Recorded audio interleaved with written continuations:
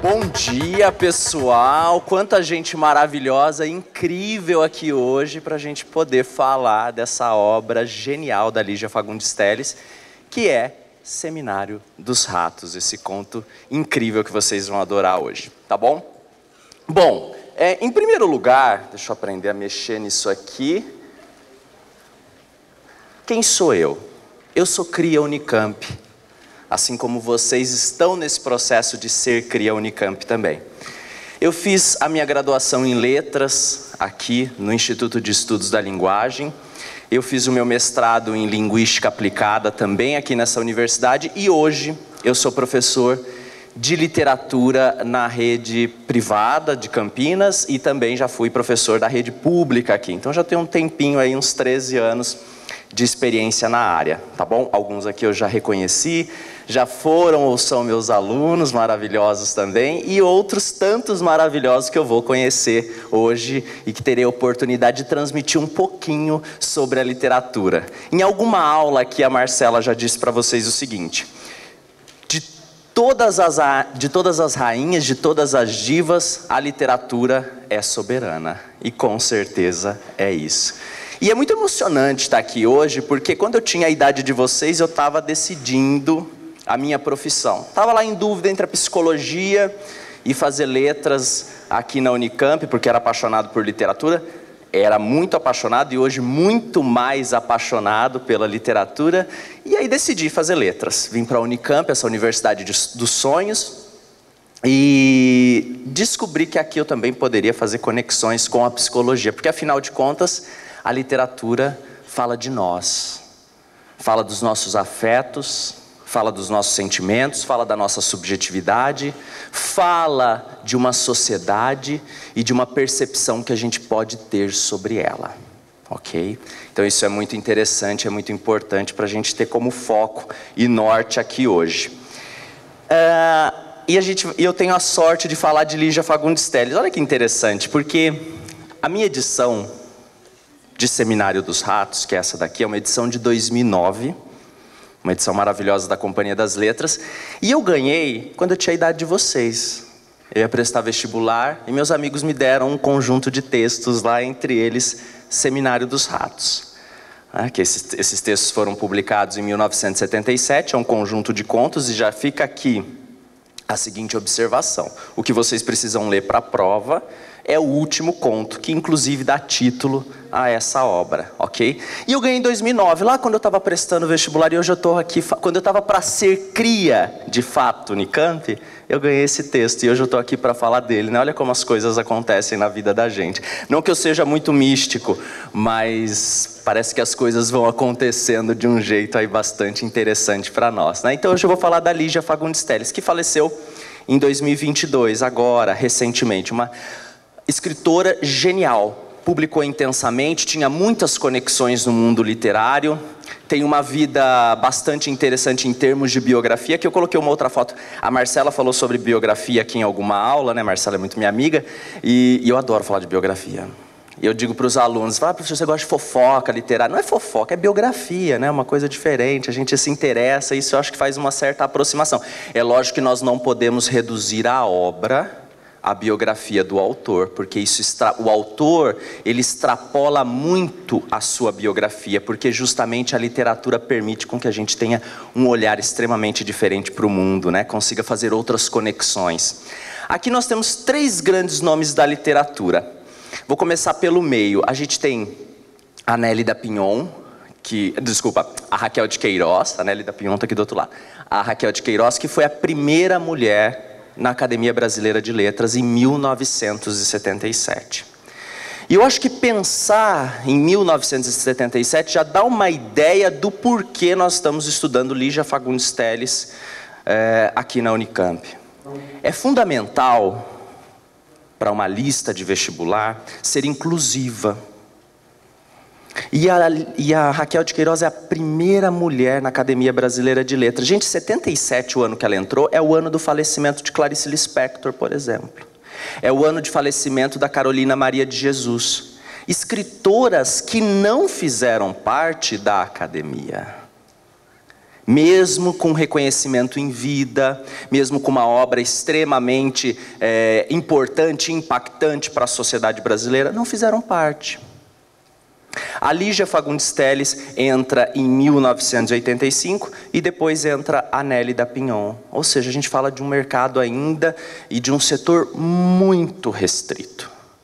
Então, estando na Unicamp, como uma universidade que preza pela diversidade, é fundamental que a gente tenha acesso à leitura de textos escritos por mulheres, mulheres periféricas. Isso é fundamental, porque nos forma. Ser cria Unicamp é prezar pela diversidade, é ter acesso a muitas informações, é constituir um conhecimento de verdade e um olhar que seja atento e afetuoso para o outro também.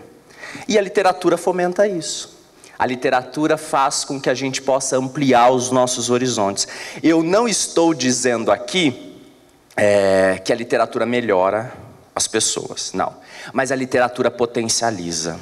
A literatura nos dá potência porque ela faz com que a gente tenha uma visão mais atenta sobre o mundo que nós estamos inseridos, ok? Então, o Seminário dos Ratos vai trazer um pouco dessa dimensão para nós. A Lígia nasceu em 1918 e faleceu em abril de 2022. E é interessante porque há algum tempo eu fiz uma live também aqui para a Convest falando de Seminário dos Ratos e a data de nascimento era outra. Depois do falecimento dela, a gente descobriu a real data. Isso pode trazer uma série de questões, né? Por que ela escondeu, por que isso não foi tão revelado, mas tem um dado aí de uma sociedade bastante preconceituosa, com mulheres, com a idade, né? Então a partir disso a gente também pode fazer algumas relações. A Lígia estudou Educação Física e Direito na USP, né? Ela fez Direito no Largo São Francisco, inclusive ela estudou com uma outra escritora brasileira muito importante, fica aí a dica para a Convest, colocar a Hilda Hilst numa próxima lista, que é uma escritora maravilhosa, que morou aqui em Campinas, e tem um determinado momento da biografia da Lígia, né? Ela estava lá na USP fazendo Direito e perguntou assim para ela e para uma outra colega, o que vocês vieram aqui procurar marido?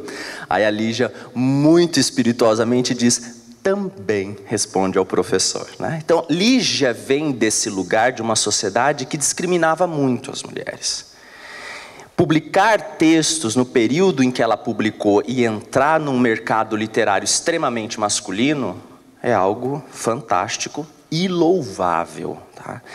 Então, Lígia, além de sua genialidade na produção literária, também tem esse aspecto de uma força interior que a gente tem que sempre admirar. Tá bom, eu sou fã de Lígia, claro, obviamente, estou trazendo aqui os elementos que eu acho muito interessantes. Ela foi eleita para a Academia Brasileira de Letras, como eu já disse a vocês, e esse é um retrato aí do Flávio de Carvalho, da Lígia, de 1965. Agora nós vamos pensar de uma maneira mais aprofundada sobre o conto, né? Porque eu disse a vocês, esse texto aqui, nós temos 13 contos no livro, e o último vocês precisam ler, que é Seminário dos Ratos, né? O que é o conto? Quando a gente pensa em produção de texto, a gente vai dizer que o gênero textual ou gênero discursivo, ele tem uma estrutura que é relativamente estável. Tá? E aí eu trouxe uma definição aqui do Mário de Andrade, que saiu nessa revista Rascunho, que foi uma entrevista que a professora Nádia Batella Gottlieb, já aposentada da USP, que fala muito sobre Clarice, sobre literatura modernista. Ela lembra do Mário e diz que o conto ele é indefinível, insondável e irredutível a receitas. Ele traz a subjetividade, ele traz elementos da narrativa. E, gente, aí cabe a nós pensar o que é narrativa. Como é que um texto se constitui como narrativa? A narrativa e a subjetividade trazem elementos da nossa fantasia. Todos nós estamos aqui pensando. Eu estou falando para vocês diversas coisas, vocês estão pensando nas minhas palavras, mas vocês estão pensando como vai ser esse sábado à noite, estão pensando naquele crush, naquela crush que não respondeu a mensagem, que talvez não responda, mas talvez responda. Isso é a fantasia, a gente faz esse exercício narrativo o tempo todo. Tá? E o que a literatura propicia? A literatura propicia esse contato com as outras narrativas, com as outras fantasias. Nós somos seres de fantasia e nós precisamos dar vazão a isso. Quando a gente assiste reality show, o que nós estamos fazendo? nós estamos entrando em contato com aquilo que a gente pensou. Ah, mas como seria a minha vida lá no Big Brother, né? Como seria a minha vida lá no De Férias com Ex? Como que seria alguma coisa nesse tipo? Porque a gente cria o tempo todo. A literatura e as séries dão vazão a isso. O conto é um gênero textual, então, que vai permitir essa exploração a partir de um evento, né? No caso aqui de Seminário dos Ratos, a gente tem um evento único e que vai fazer com que a gente entra em contato com uma narrativa repleta de suspense e que causa esse interesse em nós, leitores, tá? O texto começa com uma epígrafe do Carlos Drummond de Andrade, um texto chamado Edifício Esplendor. O que é uma epígrafe? A epígrafe é um pedacinho de texto, é algo que o autor traz para uma reflexão, mostrando que alguém também já pensou algo semelhante. É quase como uma confirmação daquilo que ele está propondo ao longo desse texto, ok? E aí traz toda a genialidade do Carlos Drummond de Andrade, que eu já digo que é um grande spoiler do texto. Depois que a gente termina a leitura do conto, nós vamos pensando, putz, estava lá no início já, né? Porque olha o que ele diz aqui. Que século, meu Deus, exclamaram os ratos, e começaram a roer o edifício. Que edifício é esse? Que ratos são esses? Quando a gente pensa que os ratos começaram a roer o edifício, a gente já pensa em uma destruição. Destruição de quê? Esse edifício existe mesmo? Esse edifício é metafórico? Essas questões vão aparecendo na nossa cabeça. E eu trago sempre isso de modo muito intenso para os meus alunos, que tudo que está numa produção literária é possível de fazer sentido, e faz sentido, ajuda, contribui para a nossa reflexão. O título, a epígrafe, tudo isso serve para a gente poder estabelecer relações, ok? Aí depois, nós temos aqui um trecho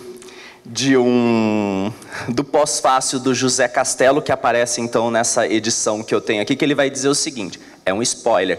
Na verdade, pessoal, literatura não tem spoiler, né? Porque a gente vai redescobrindo. Eu dou aula desse texto sei lá quantos anos, li a primeira vez em 2009 quando ganhei, mas enfim, a gente sempre vai pensando outras coisas. Porque qual é a característica do texto literário? O que faz um texto ser considerado literatura? A literatura e o texto literário, portanto, eles não perdem a capacidade de fazer sentido com o passar do tempo. Então esse texto aqui que foi publicado em 1977 continua a fazer sentido hoje. Vocês podem pensar no seguinte, depois eu até trago uma questão aqui ao final, mas, professor, qual era o sentido, qual era a questão social envolvida ali em 1977 no contexto brasileiro? Nós vamos ter um determinado cenário. Mas esse texto continua fazendo sentido hoje. E a mesma coisa vale para outros textos literários. Então, o texto literário não perde sentido com o passar do tempo. Ele continua a ser significativo. Por isso que a literatura, ela nos enriquece tanto como seres humanos. Porque as questões essenciais, os temas, eles continuam aí. Seja lá em 77, em 1900, hoje em 2023, as coisas vão sendo acrescentadas, né? Mas a essência permanece, a essência humana não muda muito, tá bom? Então olha o que o José Castelo diz aqui pra gente nesse pós-fácil. O conto que empresta título ao livro contém alguns dos elementos fundamentais de sua literatura, tá? No caso da Lígia Fagundes Telles. Seu objeto, é menos a realidade do que aquelas zonas de atordoamento e dúvida em que ela se move. Um seminário oficial que se propõe a discutir métodos para erradicar roedores e se transforma lentamente em um encontro gerido pelos próprios ratos. Você pensa que pisa em solo firme e que é o sujeito da situação, mas, de repente, os papéis se invertem e o objeto antes precário, submisso, avança e toma lugar de sujeito. Então, esse pós-fácil já revela para a gente uma reviravolta nesse texto. Gente, quando nós pensamos nos ratos, de novo, né? O que está passando pela nossa cabeça? O que são esses ratos? Quem são esses ratos? Eu quero que isso fique aí na cabecinha de vocês, essa pergunta, tudo bem? Que daqui a pouco a gente vai trabalhar com ela. E nós temos um outro elemento aqui nessa produção literária, que é a presença do fantástico. Vocês conhecem a palavra fantástico, normalmente vocês vão pensar como algo incrível. Mas aqui para nós o fantástico ele tem a ver com o insólito. Aquilo que nós não esperamos. Aquilo que foge do real. Mais ou menos como quando nós sonhamos. Quando a gente sonha, aquela narrativa que acontece na nossa cabeça não poderia acontecer. De modo geral, não poderia acontecer na realidade, né? A gente voa, a gente cai, muitas coisas acontecem. Então isso é um insólito. Só que a presença desse insólito, ela não está aqui à toa.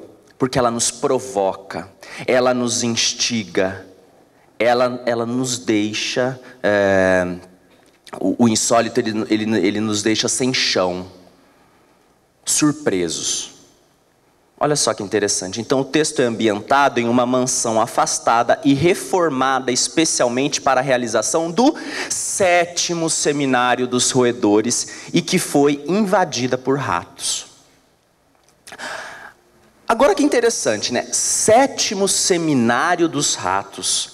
Não é nem o primeiro, nem o segundo, nem o terceiro.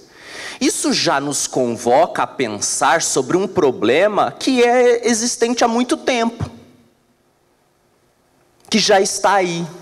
É um problema crônico.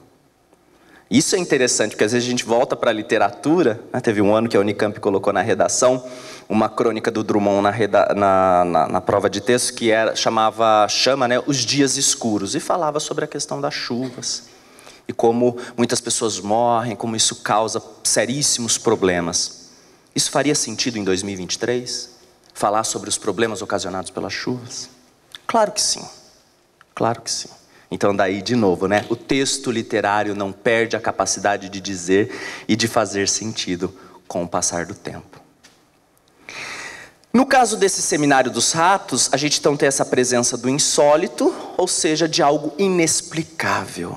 O que também nos traz aí a ideia de alegoria.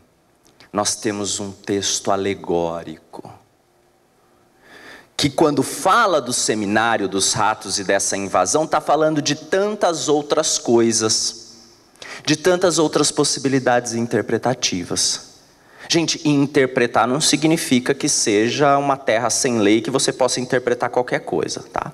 Mas traz possibilidades para nós. Fechou? Vamos fazer a análise do título. O que é um seminário? Não sei se vocês já tiveram contato com isso, com esse tipo de apresentação, com esse gênero textual oral, ou gênero discursivo oral, né, que a gente apresenta normalmente em lugares de formação, então na escola ou mesmo na universidade. O seminário é um lugar de discussão. Alguém apresenta um determinado tema, uma determinada proposta, e a partir disso as pessoas vão discutindo os elementos, né? Tem um cunho intelectual nisso. Agora, é um seminário que vai ser realizado numa mansão afastada. E é o 7º seminário. Ou seja, quanto tempo para discutir um problema, hein? Quanto tempo para falar de alguma coisa? Parece esses projetos de despoluição de rios, né? Quanto tempo a gente já não fala de despoluição do Rio Tietê, por exemplo? E o que é feito? Não, professor, tem propostas, tem. Mas qual que é a viabilidade disso? Qual é a real eficácia? Não, mas o projeto tem eficácia, mas dentro de um determinado contexto, né? Então, quem são os ratos aqui? É uma outra pergunta, porque quando eu falo seminário dos ratos, dá a entender que quem está fazendo esse seminário são os ratos.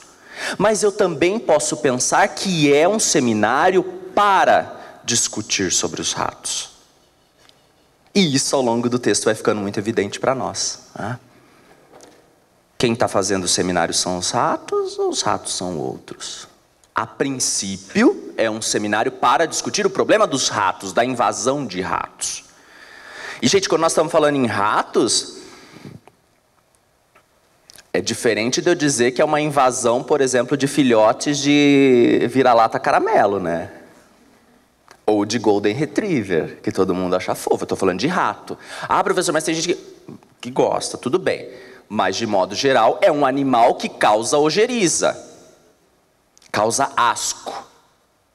Me lembro da música da Pitty, que diz assim: tempos em que só os ratos conhecem fartura. Olha que potente isso. Música recente, Pitty. Mas também me lembro de Cazuza, quando ele diz: a tua piscina está cheia de ratos, tuas ideias não correspondem aos fatos. Olha quanta imagem potente acerca dos ratos.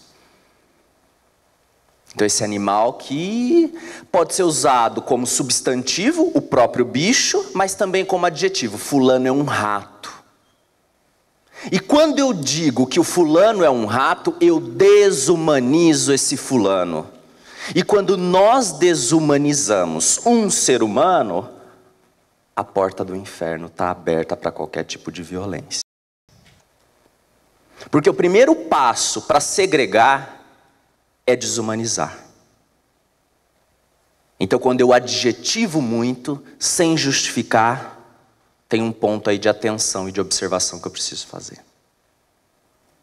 Então, esses caras que estão aqui discutindo nesse seminário dos ratos, eles estão discutindo um problema social, mas que é muito do contexto do imaginário, porque eles estão discutindo numa mansão afastada, longe, aparentemente, desses mais ou menos como quando vão discutir problemas sociais, tipo a Cracolândia. A galera vai longe, né, para discutir, mas quem é que vai lá de fato no dia a dia perceber a realidade disso? Poucos, né? Quem está disposto. Então, o texto da Lígia é muito potente já no seu título e na sua epígrafe. Pensar quem são esses ratos, né? Rato como substantivo, rato como adjetivo. Sobre o contexto de produção, eu tomo um certo cuidado aqui, porque eu acredito que o contexto histórico, ele pesa muito nesse texto. Mas eu também disse a vocês que um texto literário ele não perde a capacidade de fazer sentido com o passar do tempo. Então a gente pode pensar nesse contexto sim, mas ele também traz outros elementos. Num viés psicológico, eu posso avaliar as questões relacionadas à tendência a buscar poder. As personagens que aparecem aqui, que estão na mansão, estão muito preocupadas com o poder. Na manutenção do poder. Não na divisão, não em trazer outros membros, por isso que eles se afastam. E se afastam numa mansão. Então, olha só, esse conto foi produzido na década de 70 e foi um período que obrigou a desenvolver alternativas temáticas e estilísticas para discutir o contexto político-social sem que as obras fossem censuradas, ou pelo menos na tentativa de que essas obras não fossem censuradas. Por isso, os contos fantásticos, esses contos que trabalham então com o insólito, tiveram um terreno fértil na América Latina. Porque a gente pensa num contexto de período da ditadura militar no Brasil, mas também de ditaduras na América Latina. O texto faz referência a Pinochet. Ele diz. Também faz referência a Chico Buarque, com a música A Gota d'Água. Então tem esse jogo aí. O tempo todo. Por isso que é um texto que eu digo que é muito potente. Ele permite a gente fazer várias reflexões e análises.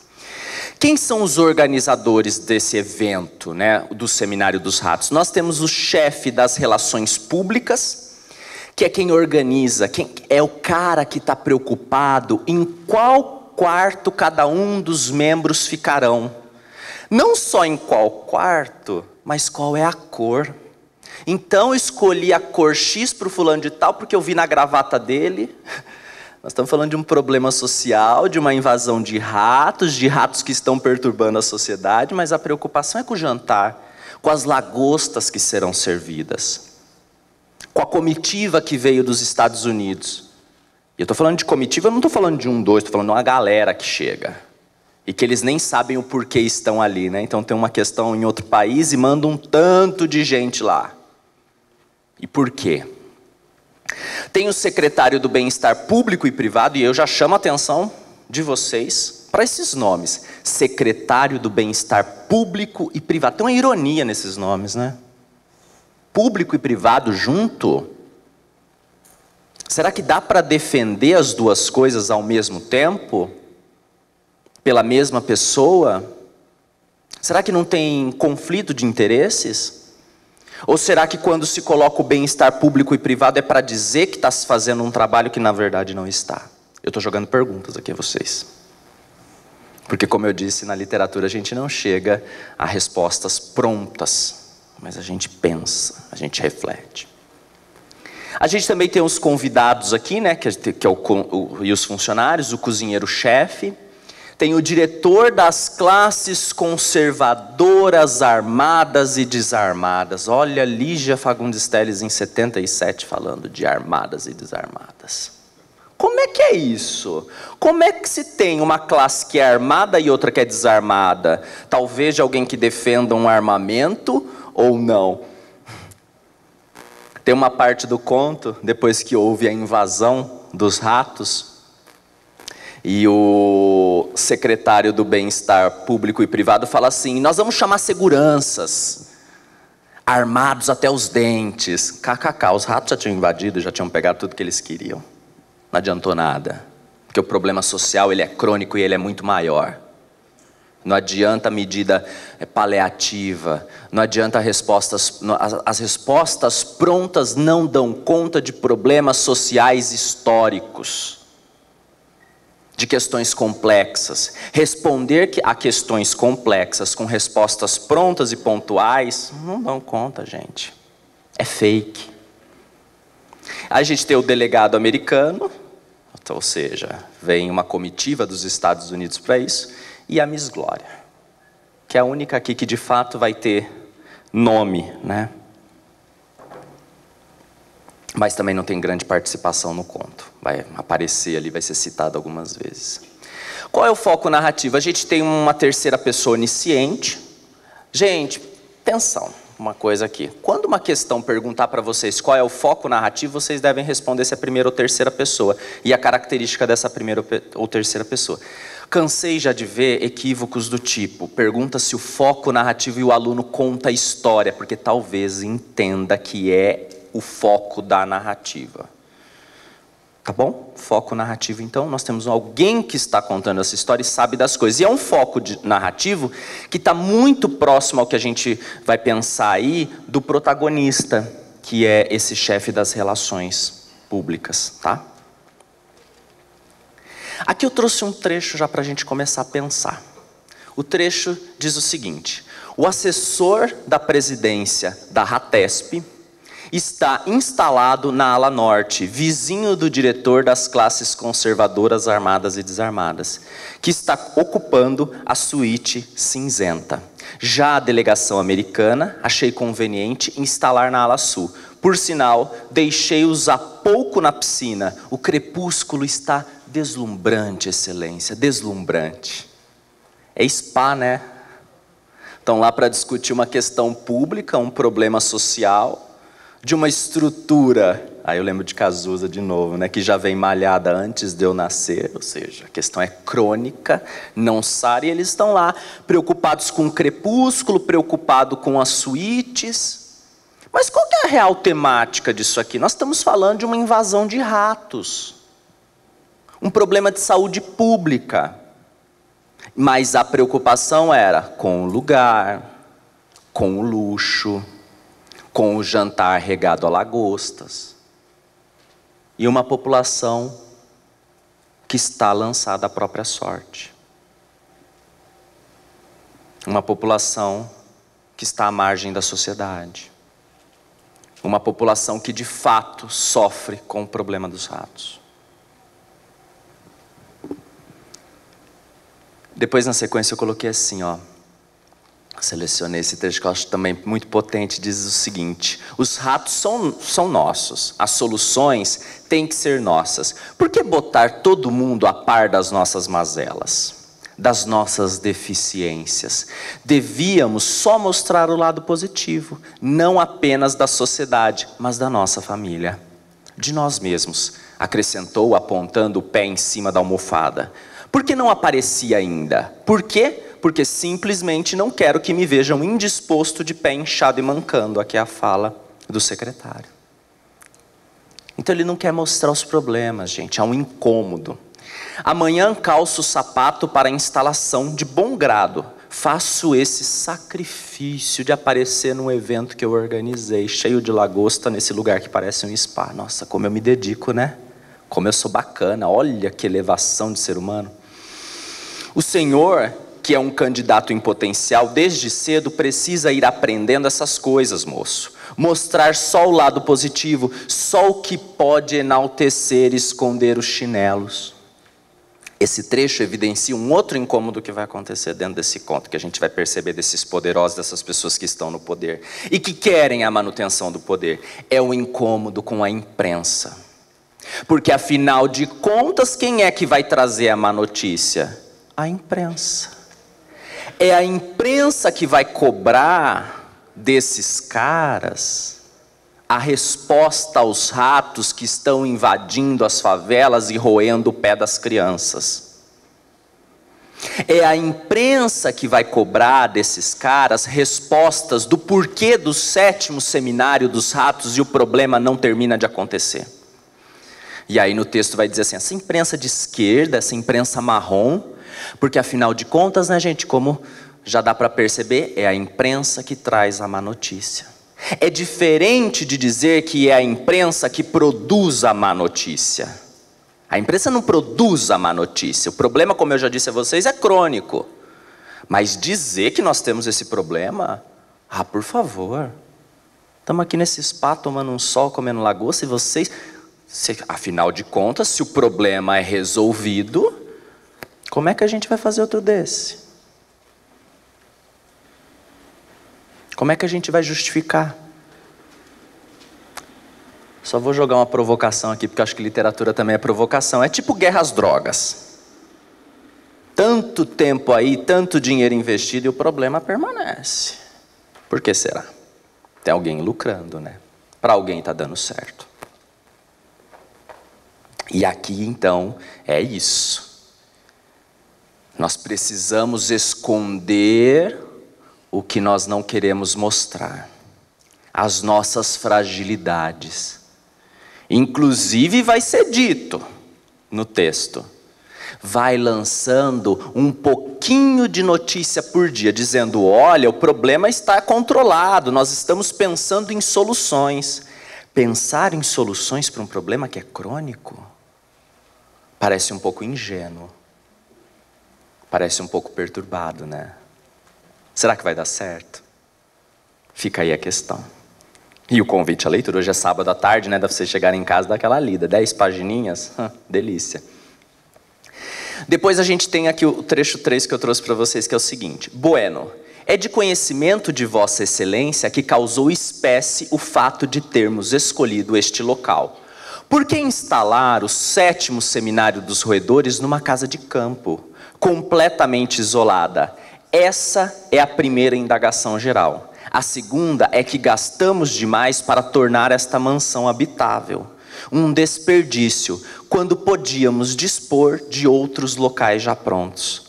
O noticiarista, um jornalista, né, de vespertino, marquei bem a cara dele, excelência. Esse chegou a ser insolente quando rosnou que tem tanto edifício em disponibilidade que as implosões até já se multiplicaram para corrigir o excesso. E nós gastando milhões para restaurar essa ruína.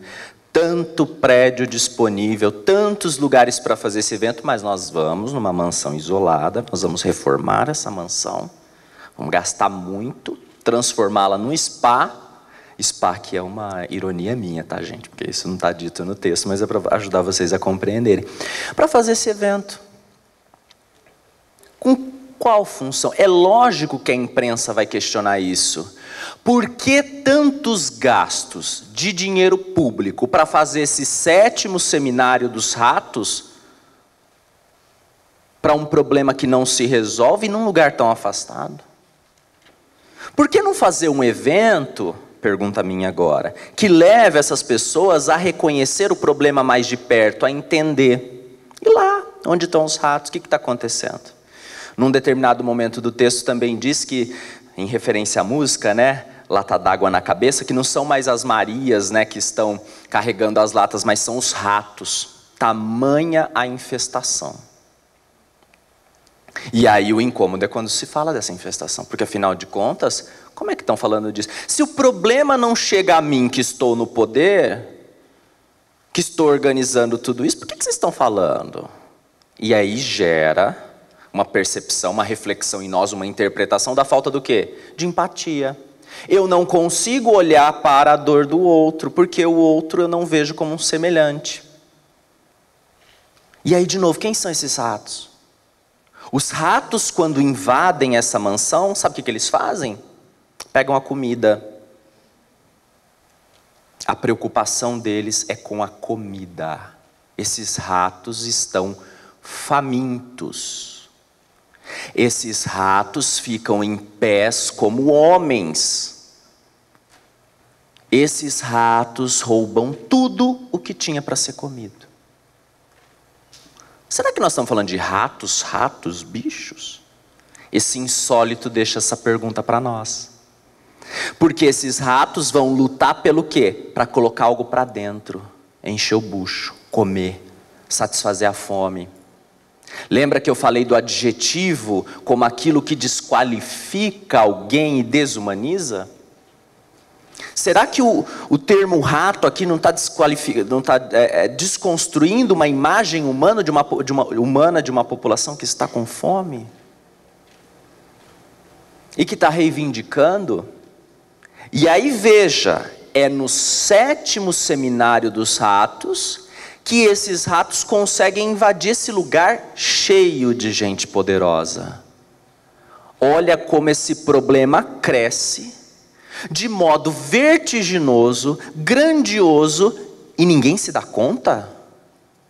Por que ninguém se dá conta? Porque quem está fazendo esse seminário, essa parte poderosa, não está nem um pouco interessada.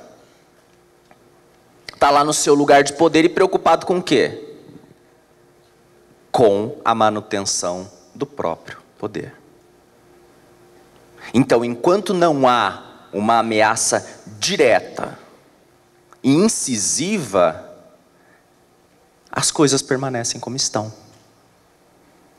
Então o texto nos convoca, né, a perceber isso. Como é que as coisas estão como ou enquanto estrutura social? Como esses seres humanos se relacionam com a ideia de poder? É um poder que é utilizado para sanar questões crônicas e estruturais da sociedade ou simplesmente para me garantir privilégios? Para garantir o meu lugar de distinção e vaidade diante dos outros? Isso faz sentido em 2023, pessoal? Dá para a gente pensar nisso? Seja em termos políticos, sociais, das relações interpessoais? Claro, né? É claro que sim.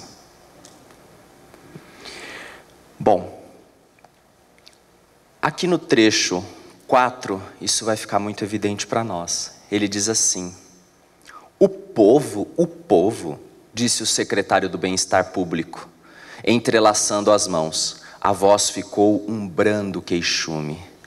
Só se fala em povo e, no entanto, o povo não passa de uma abstração. O povo não passa de uma abstração? Então eles não sabem quem é o povo? Claro que não. Porque se soubessem, a preocupação e o direcionamento de políticas públicas, como várias ações para mudar algum contexto, seriam realizadas. Mas não são.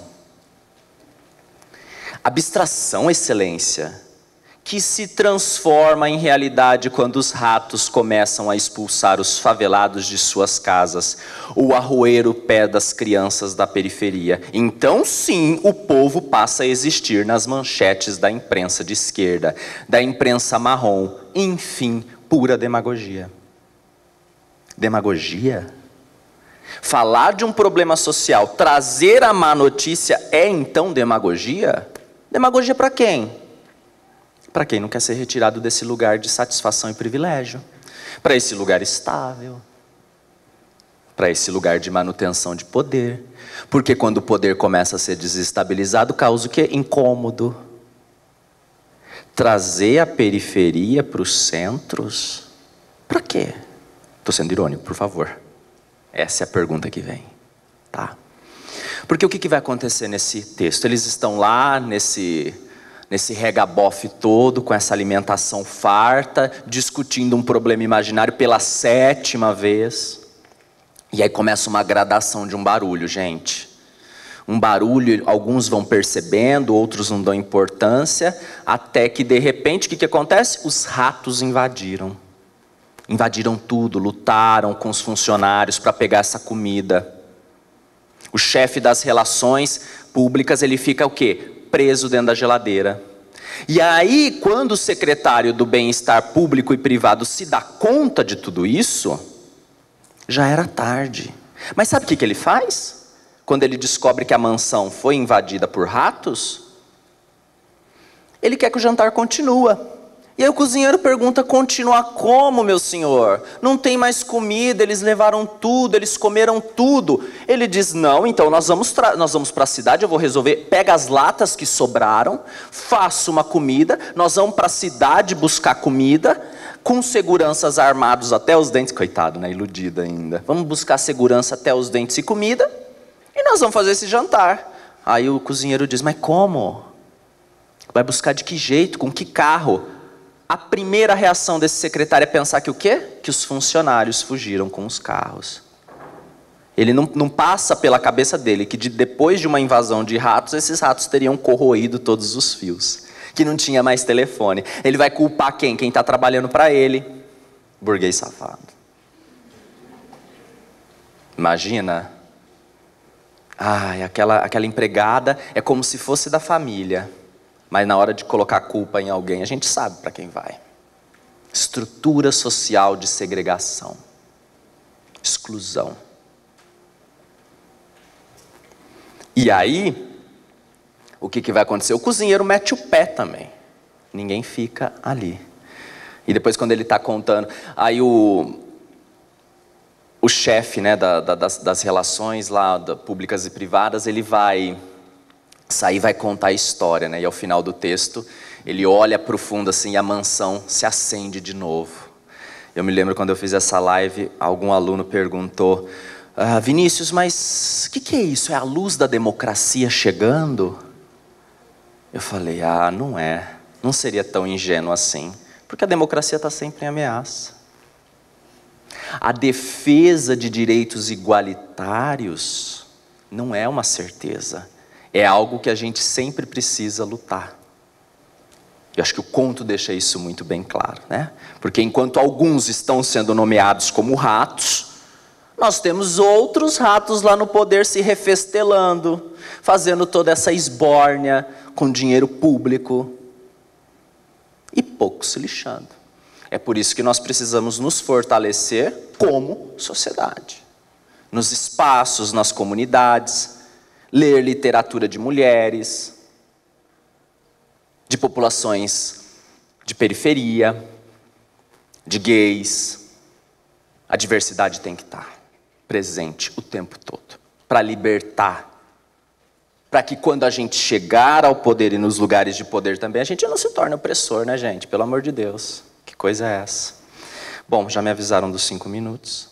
E eu trouxe uma questão da Unicamp, maravilhosa, rapidinho. Diz assim, uma questão de segunda fase. Lígia é uma escritora que trabalha com mistérios e pequenas revelações. Porém, não se entenda errado, sua escrita não é religiosa nem mística. Lígia, como eu, também não é mística, apesar de falar do assunto. Se há religiosidade, é no modo como ela escava a banalidade em busca do seu miolo, da sua profundidade, das relações psicológicas, do que está lá, gente, que está nas entrelinhas. É mais do que o óbvio. Se há misticismo, ele se esconde em sua inclinação para valorizar as zonas subterrâneas da existência. Aí depois vem um outro trecho aqui. Etimologicamente, o grego alegoria significa dizer o outro, dizer alguma coisa diferente do sentido literal. Regra geral, a alegoria reporta-se a uma história ou a uma situação que joga com sentidos duplos ou figurados. Sem limites textuais, pode ocorrer num simples poema como num romance inteiro, pelo que também tem afinidades com a parábola e a fábula. Aí vem o item A. No conto Seminário dos Ratos, há um fato banal que se torna extraordinário no percurso narrativo. Gente, é uma afirmação.